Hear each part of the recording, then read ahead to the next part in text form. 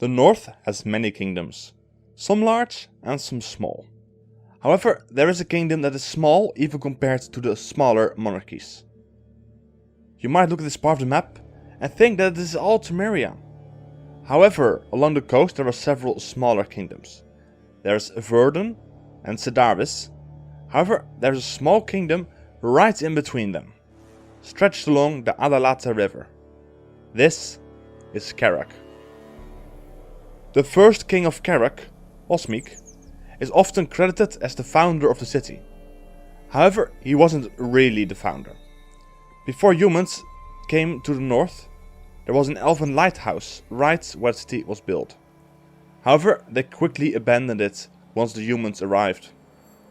A fishing town was built right next to it, and they eventually restored the lighthouse using white and red bricks.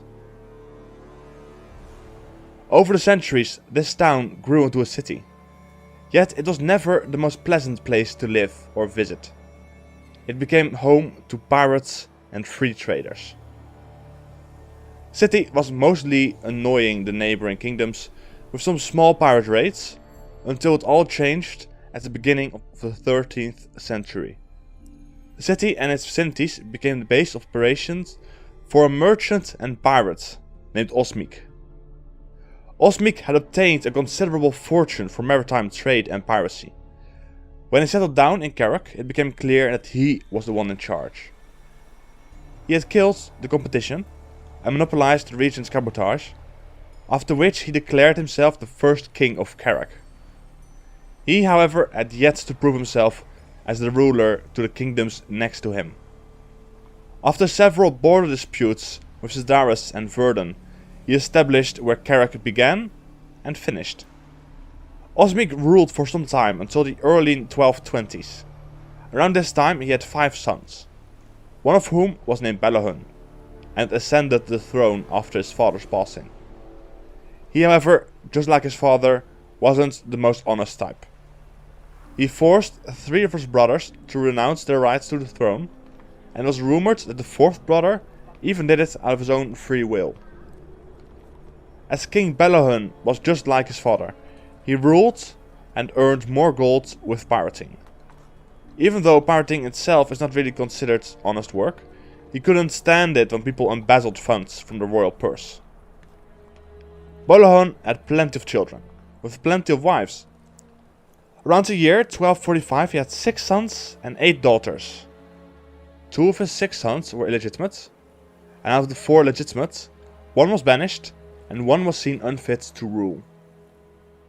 Each of his 4 sons that were seen as candidates for the throne came from different mothers. Every time when Belahun got bored of his wife, they mysteriously died and he got a new one. This all led to a lot of competition between the children, and Belahun never tried to stop this. Every so often he threatened his 2 most likely successors, Egmont and Xander, that he would have given the throne to the bastard instead of them. Both of them had been eyeing the throne for years. However, Belahun was in good shape and would have quite possibly lasted for at least another 20 years. As well as that Belahun was about to take a new young wife, and that he also suggested giving the throne to the children they would have. Xander and Egmont were impatient and wanted to speed things up a little. If they waited too long, their father might already have announced a successor that wasn't them. So they both wanted to be kings, and Egmont especially started scheming a lot. He convinced several men, including Ferenc de Lettenhove, cousin of Dandelion, who was the royal instigator of King Belahun, as well as Geralt of Rivia, that he wanted to protect his father against an assassination attempt from his brother, Xander. Geralt was blackmailed into defending the king, partially due to the documents from the court, and partially due that they promised to return his swords if they ever found them, which Ferenc was still looking for at the time. At the day of the royal wedding, everything went wrong. Egmont and Xander were both captured. The king was smart enough to see through most of their schemes. Their accomplices had betrayed them the moment they started scheming. Folk wisdom declares Hope for the best, expect the worst. So I was prepared for the worst. For could there be anything worse than betrayal by one's own sons? I placed agents among your most trusted comrades. Your accomplices betrayed you immediately, as soon as I put screws on them. Your factotums and your favorites right now are fleeing the city. Yes, my sons, you thought me deaf and blind, old, senile and decrepit. You thought I couldn't see that you both craved the throne and crown. But you'll receive shit, though you will taste a thrashing. You acted against me. My sons, you violated my authority and person. The health of people who act against me usually deteriorates violently. It's a fact, confirmed by medical science. Balahun banished both of his sons. They were to be taken on a ship to sail south of Pax-Demar, outside the boundaries of the Northern Realms. If they were to return, they would be met with the death penalty. They received the same punishment as their older half-brother Viraxas had received some years ago. Xander was visibly upset. However, Egmont remained calm and cold. He knew more than the rest. There was yet more to come from his plan. The captain of the guard, Rob, along with a few of his loyal criminal guards, wanted to force Geralt to start a chain of situations which would result in the king fleeing straight into the arms of assassins. They blackmailed Geralt by holding a knife against Dandelion. However, Geralt was too quick and killed them all before they could do anything. Geralt, Dandelion and Ferrand, who just came running in, went to the king to inform him about the second attempt on his life. Balahun was getting ready for the wedding. As he was almost done, he refused to wear any jewelry except the medallion his fiancée gave him, decorated with his house crest. Once he put it on, no one had time to react. The golden chain contracted and tightened around his neck, choking the life out of him. The chain had cut deep into his flesh, and as he lay lifeless on the ground, guards came marching in. They demanded everyone would go into the throne room by demands of the king. On the throne sat a man with dark hair and dark eyes. Next to him sat the former king's fiancée. Viraxas had returned from banishment, and with the help of the mages had assassinated his father to take the throne. He married Idilico Breckle, who was one former Artusa's student, before being expelled in her third year. She was the former king's fiancée, and in secret was planning to murder him for a while. She was actually in love with Viraxas, and together they wanted to get rid of Balahun so they could take the throne for themselves. Once Viraxas became king, he made some changes to the kingdom.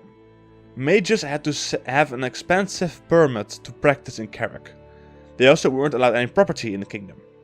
He also wanted to confiscate all properties that belonged to non-humans, as well as raise taxes on them.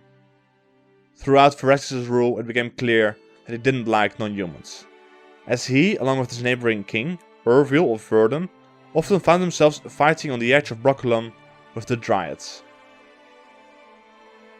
The kingdom of Kerack is formed along the Adalata River, which also flows through the Brokilon forest, as well as the kingdom of Cidaris. The capital city of the same name is located on the west coast next to the sea.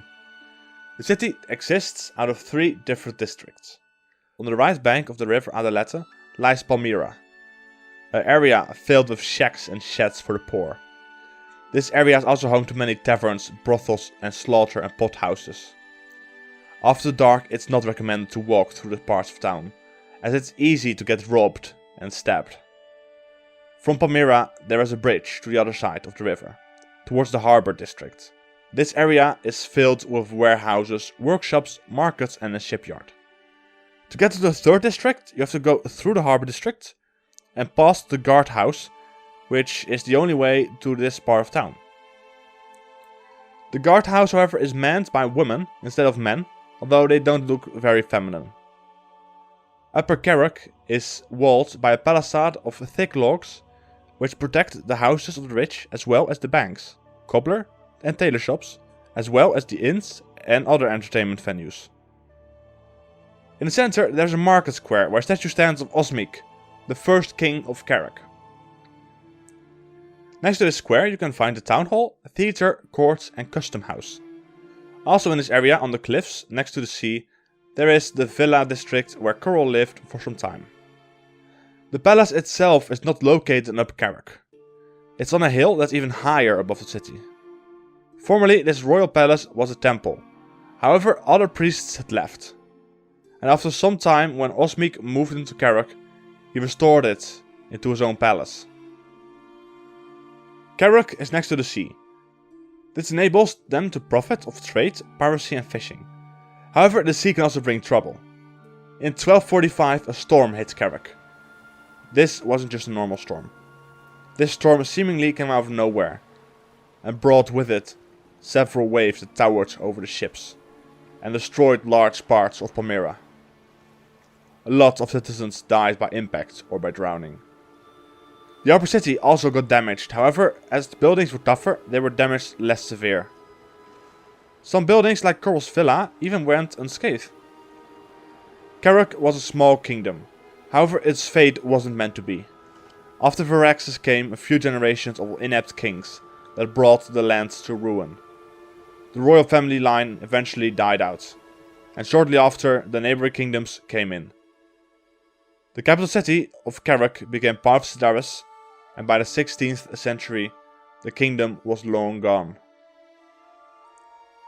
That was it for Kerack, the small kingdom that eventually faded into non-existence.